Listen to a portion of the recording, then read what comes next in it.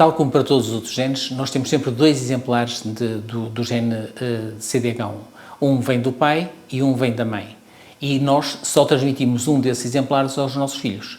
Ou seja, se eu tiver um exemplar alterado deste gene e o outro normal, que é o habitual nestas situações, nessa altura eu tanto posso passar o gene alterado o exemplar alterado para os meus filhos, como posso passar o outro.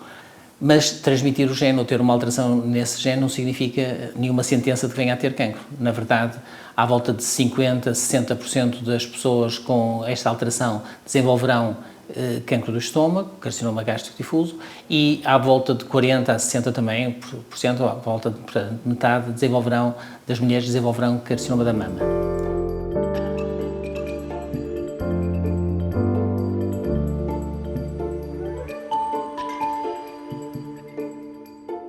Atualmente, nos portadores destas alterações que estejam em idade reprodutiva, nós temos a possibilidade de, através do recurso à fertilização in vitro, obter vários embriões que podem ser testados antes de serem transferidos para o útero. E por isso conseguimos selecionar os embriões que não têm alteração, no sentido de as pessoas não passarem a alteração e o risco para a geração seguinte, se for esse o seu interesse.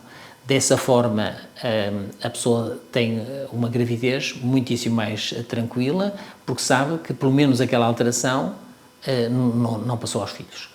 Há outros casais que optam por não fazer isso, na perspectiva de que se trata de um risco muitos anos depois, e eles acreditam que daqui a 20 anos que a medicina possa ter outras ferramentas que não tem hoje e, portanto, não é necessário estar a selecionar os embriões. A minha experiência, de qualquer forma, é que nestas situações em concreto, de carcinoma gástrico difuso e hereditário, a maior parte dos portadores que está em idade reprodutiva quer recorrer a isso.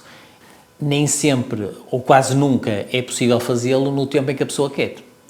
Porque uma pessoa, quando quer ter filhos naquela altura, e se é através deste método, não vai conseguir ter filhos antes de 2 anos depois de iniciar o processo habitualmente, porque tem uma lista de espera para ter acesso à consulta de fertilidade.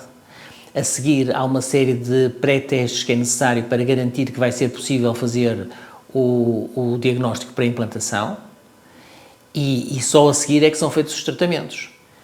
Ainda por cima, nada garante que a pessoa vá conseguir uma gravidez com o primeiro tratamento. É por isso que eu recomendo sempre que se inscreva na consulta um bocado antes da altura em que pretende ter filhos, porque não vai conseguir ter antes de 2 anos habitualmente.